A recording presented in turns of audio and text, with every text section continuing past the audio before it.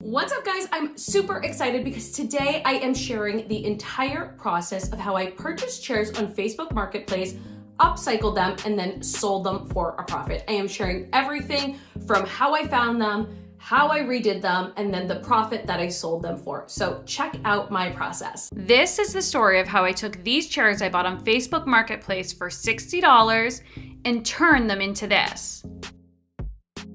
We're gonna work on these chairs that I've been talking all about. So what I'm gonna do is I am going to sand them by hand, and then I am going to do a coat of stain, let it dry, then do some steel wool and more stain. So let's get working on these chairs. I also quickly wanted to mention I go live every single day, Monday through Friday on Instagram. I have a morning show at 9 a.m. Central. We talk about all sorts of stuff over there. So make sure to follow me on Instagram. My handle is barely keeping it together. Now let's get over to the chairs. Let me preface by showing you these CB2 chairs that retail for $599 and were my original inspiration when I found these chairs for $60 on Facebook Marketplace. My first step was to take a sanding block and just sand down the existing stain and poly that was already on the chairs. Now, the thing here is less about removing all of the existing stain and more about getting grit to the chairs so that your new stain, which is darker, will be able to adhere to the chairs very nicely. So yes, some of the stain does come off, but it's not about making it perfect. It's just about getting it gritty. And you can see I am just sanding away and then taking a cloth to wipe them down just so there's not as much sand around the garage. After I finished sandpapering the chairs, what I did is I used a product called Tack cloth. This is basically an incredibly sticky paper that I like to use gloves when I use because it gets a residue on your hands, but it gets all of the sawdust and dust off of the chairs before you stain them, and then you don't have to worry about there being little particles in your chairs with the staining, etc. So definitely invest in super inexpensive tack cloths. I want to say it's $1 or $2 for like 10 of them, and they last quite a while. So I tack paper those chairs before I stain them, but after I sand them. Now we are ready to start staining the chairs. I will link everything down in the description below, but I like to use a stain that has a poly in it because I find it just comes out better and more finished. And I am using a black stain here, and I'm also using a stain specific sponge. Keep in mind, I'm also wearing pretty heavy duty gloves because this stuff gets on your hands and doesn't really come off. So I definitely suggest wearing these types of gloves while you are staining any type of furniture.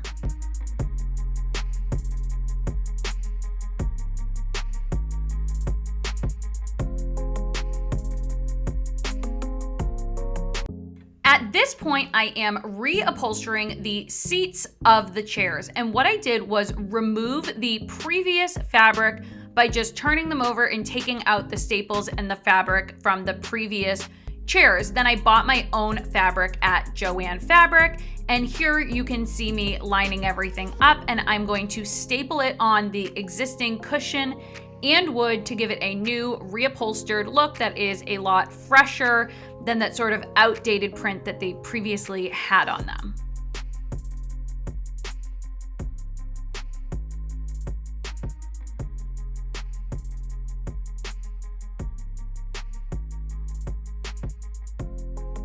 When reupholstering furniture like this, it is important you make sure that you have the fabric on there really tightly so that there are no gaps and it doesn't look wavy when you put the seat back on. So just make sure you pull the fabric really tightly and staple it that way.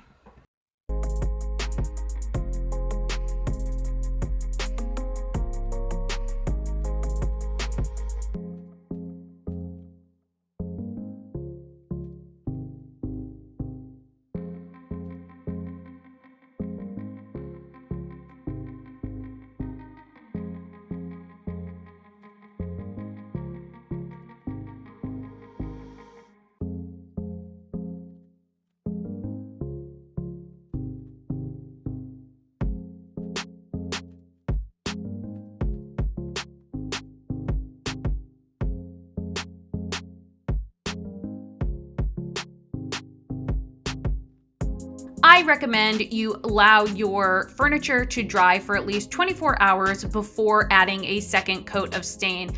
I actually waited a little bit longer than that just due to weather and some other time constraints, and allowed my chairs to get really dry.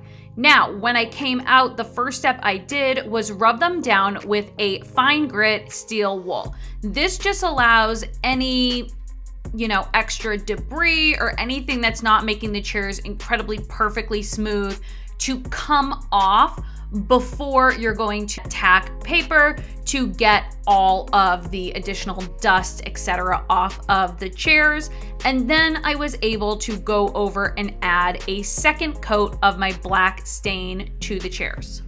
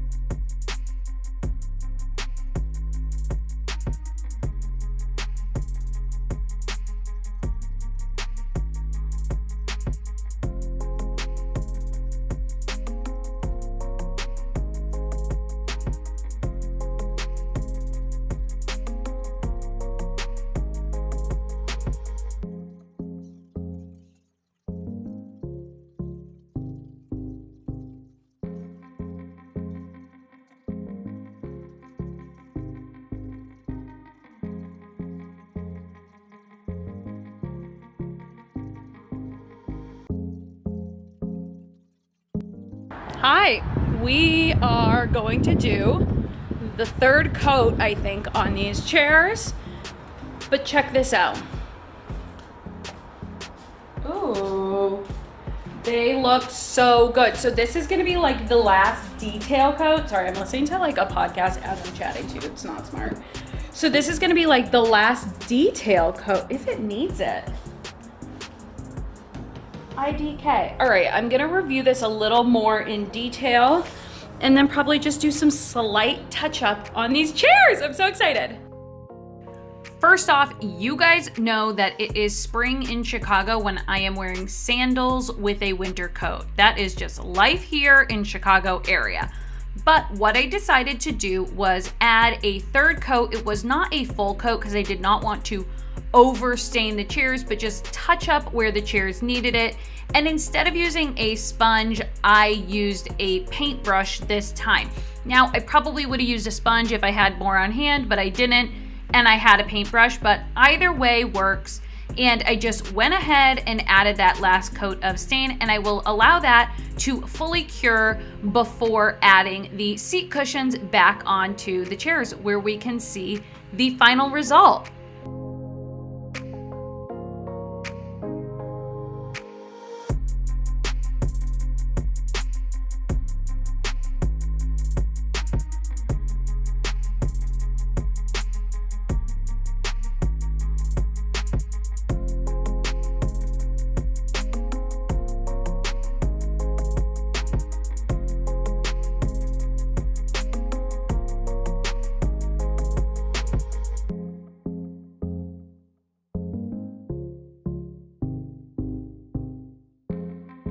Just a reminder, this is where we started out before we went ahead and redid these chairs, and here is how they look now.